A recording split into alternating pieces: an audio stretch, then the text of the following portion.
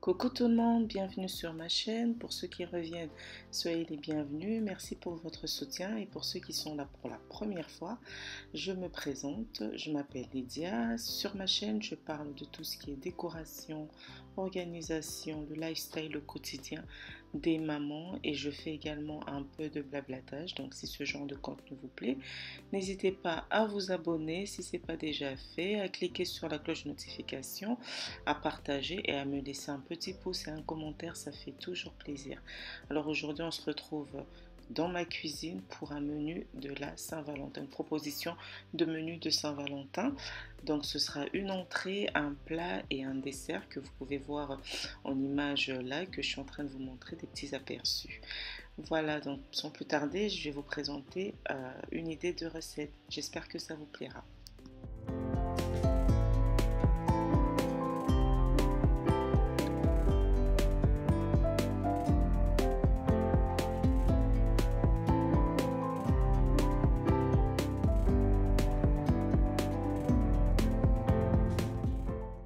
Alors pour mon entrée, j'ai fait un truc très simple, c'est un tartare de saumon fumé aux petits légumes. Donc là dans mes petites coupelles, j'ai de l'échalote, du poivron rouge, concombre le tout découpé en petits dés, du fromage frais à l'ail et fines herbes, un citron, du sel, du poivre et de l'aneth. Très simple. Alors, il faut savoir que ça aussi, c'est très bon en été, hein. C'est vraiment un truc sympa à faire en été. Mais là, je me suis dit, allez, on va faire léger en entrée parce que vous allez voir, le dessert, il est assez costaud. Donc là, pour commencer, je mets mon échalote, mon poivron et mes dés de concombre dans mon petit saladier. Je vais par la suite découper en petites lamelles comme ça mon saumon fumé que je vais rajouter dans le petit saladier. Et je vais ensuite rajouter un peu de sel, de poivre, de jus de citron, enfin tout ce que je vous ai présenté tout à l'heure. On va mélanger le tout et je vais présenter le résultat dans une petite assiette.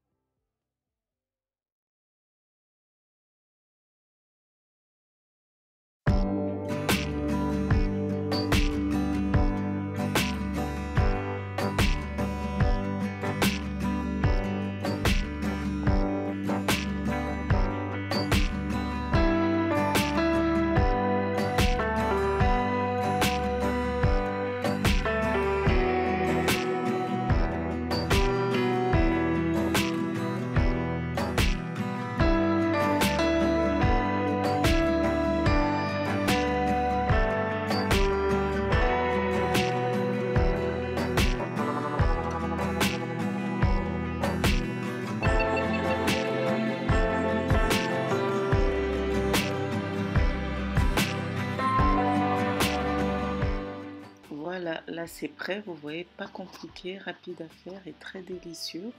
Donc là je vais dresser dans ma petite assiette de présentation comme ceci. Je vais mettre mon tartare, par la suite je vais rajouter une salade toute simple, quelques tomates cerises, voilà, et puis des tranches de pain. Et ce sera tout pour l'entrée.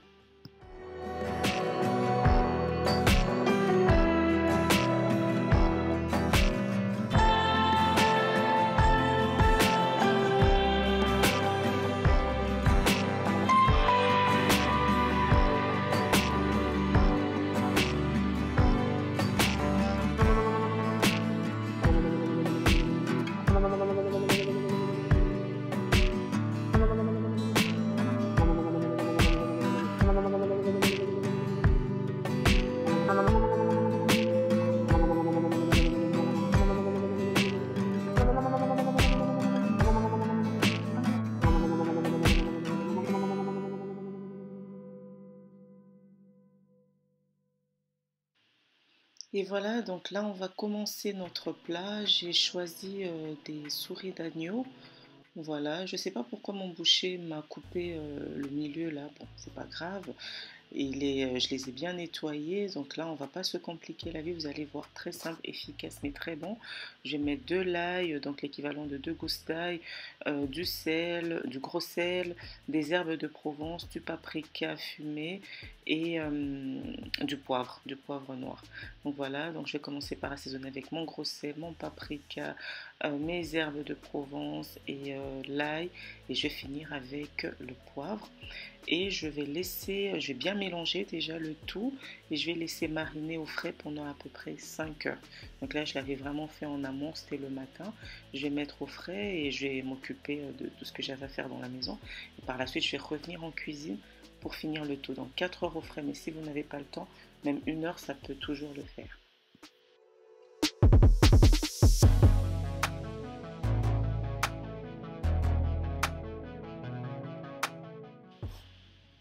Là, voilà, je vais prendre mon plat à four comme ceci et je vais placer mes souris d'agneau et je vais rajouter un tout petit peu d'huile végétale et une cuillère à café de vinaigre blanc. Attention, il faut y aller vraiment mollo. Ça ramollit, ça attendrit la viande et ça donne un goût assez particulier que j'aime bien. Et je vais enfourner le tout en mode gris à 230 degrés. Donc là, vous voyez le résultat. Ça, c'est le premier côté qui est cuit. Je sors ma viande et par la suite, je vais rajouter de la moutarde de Dijon par-dessus. Je vais retourner, je vais me faire la même chose et je vais enfourner le tout encore à 230 degrés Celsius. Celsius pendant encore 20 minutes. Voilà.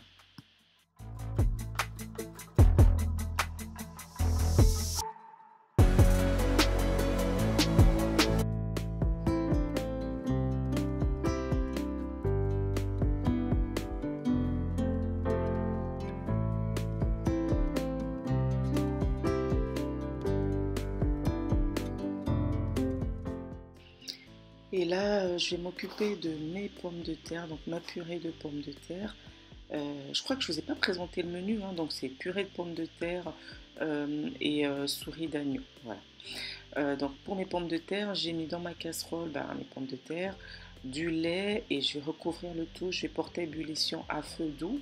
Donc là, vous voyez le résultat. Les pommes de terre ont bien absorbé le lait et je vais écraser à l'ancienne comme ça avec mon écrase pommes de terre. Je vais rajouter environ 30 grammes de beurre salé et on va bien mélanger le tout et on va réserver sur le côté.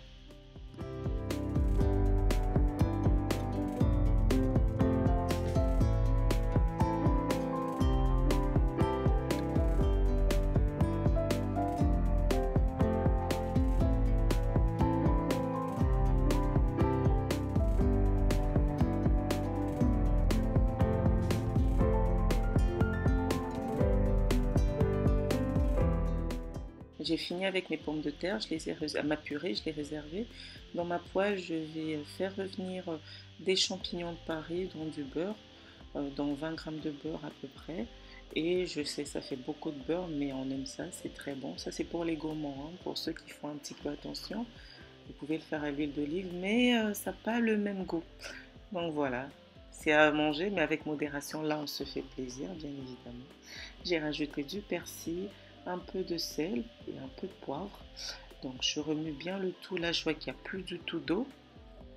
Je laisse reposer sur le côté. Donc là, je vous présente le résultat final dans ma petite assiette. On va accompagner le tout d'un vin rouge. Je me rappelle plus c'est lequel d'ailleurs. Je ne m'y connais pas en vin. C'est monsieur qui a choisi. Donc voilà, on va accompagner le tout d'un bon vin rouge. Et voilà le résultat. Donc mes champignons, ma petite sauce à côté, ma souris d'agneau et puis mon écrasé de pommes de terre. C'était juste délicieux. Et là, je vais vous présenter le dessert.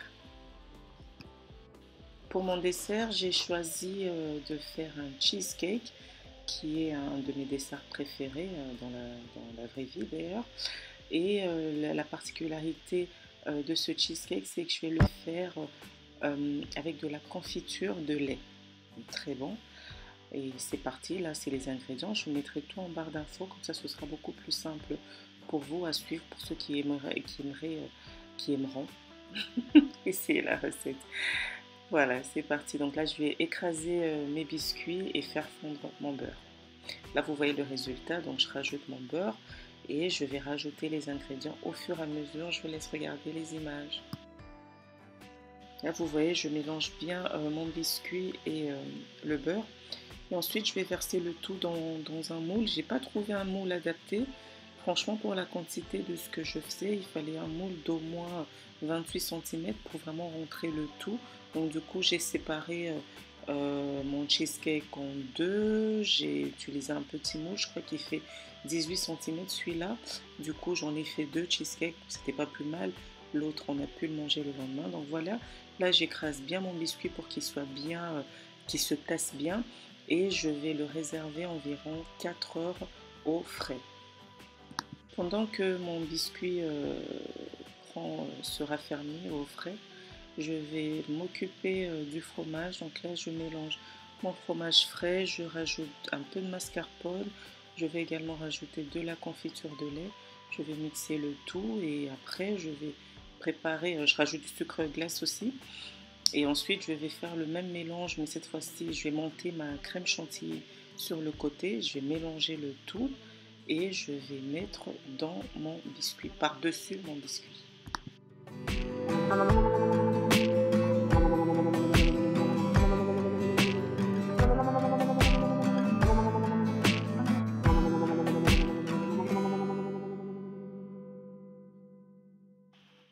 Là, je mélange bien tous mes ingrédients comme ceci. Le but, c'est d'avoir une pâte homogène comme celle-là.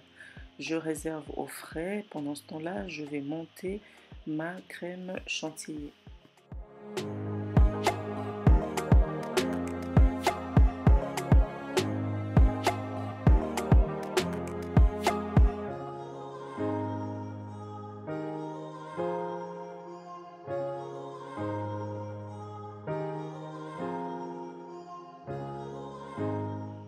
Et voilà le résultat, elle est bien ferme, vous voyez, ça ne coule pas. Et donc je vais ressortir mon fromage, je vais mélanger le tout. Du coup, j'en avais un peu plus, comme je vous ai dit, j'en ai fait deux cheesecakes. Mais si vous avez un moule un peu plus grand, n'hésitez pas à tout mettre, franchement, pour que ça donne de l'épaisseur.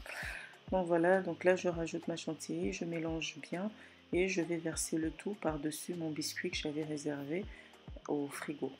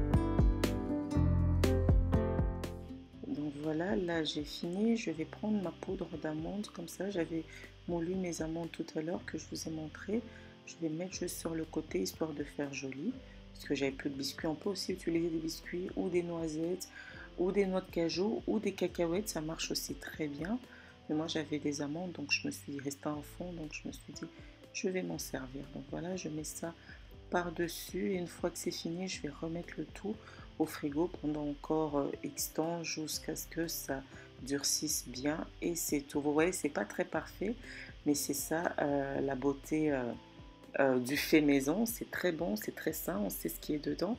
Vous voyez, donc le résultat était plutôt sympa. C'est la deuxième fois que je fais ça. Donc là, je vais démouler ça et vous allez voir. C'était vraiment, ouais, je trouve que je me suis bien débrouillée quand même. Et au niveau du goût, c'était très très bon. Très lourd, mais très bon. Voilà, c'est la fin de la vidéo. Si elle vous a plu, n'hésitez pas à me laisser un petit pouce, à cliquer sur la cloche de notification pour être informé de toutes mes nouvelles vidéos, à vous abonner si ce n'est pas déjà fait.